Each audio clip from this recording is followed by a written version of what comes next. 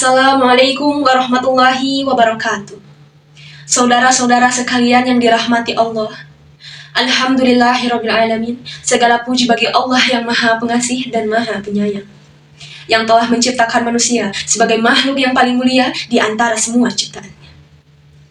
Salawat serta salam semoga tercurah kepada Nabi kita, Nabi Muhammad SAW, Rasul yang telah membawa cahaya Islam ke seluruh dunia, serta kepada keluarga dan para sahabatnya yang setia. Pada kesempatan yang berharga ini, marilah kita bersama-sama merenungkan sebuah tema yang paling penting dalam ajaran Islam, yaitu martabat manusia yang lebih tinggi di dalam Islam.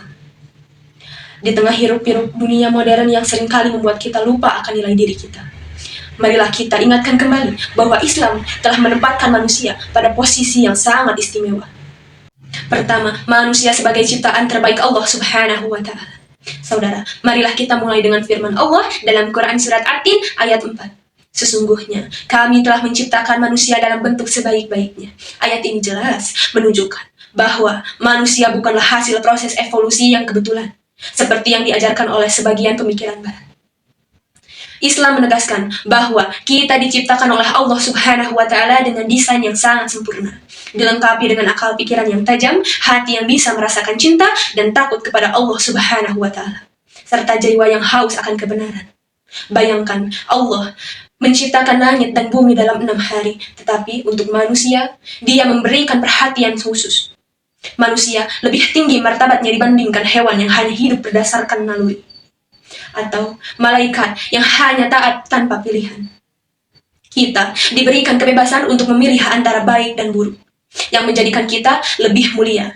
Ini adalah martabat yang Allah berikan sejak awal, bukan sesuatu yang bisa kita capai sendiri. Kedua, manusia sebagai khalifah di bumi dengan amanah yang besar. Allah berfirman dalam Quran Surat Al-Ahzab ayat 72, sesungguhnya kami telah menawarkan kepada langit, bumi, dan gunung-gunung, tetapi semua enggan memikulnya dan takut kepadanya, tetapi manusia memikulnya. Amanah ini bukanlah beban ringan, saudara-saudara. Amanah ini adalah tanggung jawab untuk menjaga alam, beribadah kepada Allah Subhanahu wa Ta'ala, dan berbuat baik kepada sesama. Bukan sekadar penghuni yang hanya hidup seenaknya. Bayangkan, Nabi Adam alaihi salam, manusia pertama yang diberikan amanah dan berhasil memikulnya meski ada godaan dari syaitan. Dalam sejarah Islam, kita lihat bagaimana para nabi dan para sahabat seperti Abu Bakar dan Umar menjalankan amanah ini dengan penuh integritas, menjadikan mereka teladan. Tanpa amanah ini, manusia seperti binatang yang tidak bertujuan. Martabat kita lebih tinggi karena kita memiliki misi mulia, yaitu mencapai ridha Allah dan membangun dunia yang lebih baik.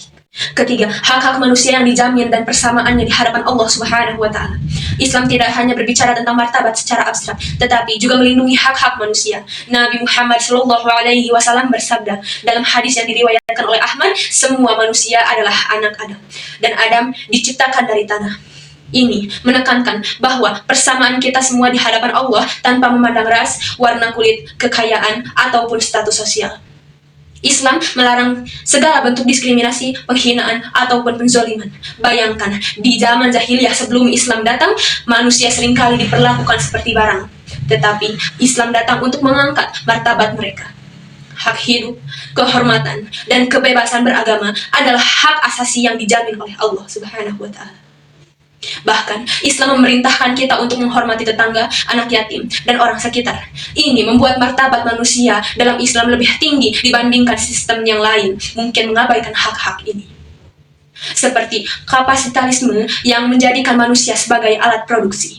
Keempat, tantangan modern terhadap martabat manusia dan bagaimana Islam menjawabnya. Saudara-saudara, di era digital ini, martabat manusia seringkali diancam oleh godaan harta, kekuasaan, dan juga dosa. Media sosial ini seringkali membuat kita terjebak dalam pertandingan yang tidak sehat, atau bahkan eksploitasi manusia melalui perdagangan manusia dan perbudakan modern.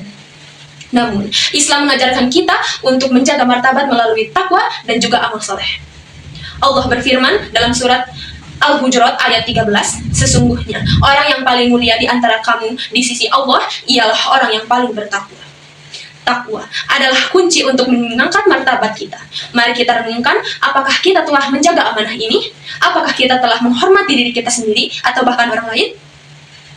Contohnya, dalam kehidupan sehari-hari. Seorang muslim yang jujur dalam berbisnis atau menghadapi cobaan adalah bukti martabat yang lebih tinggi.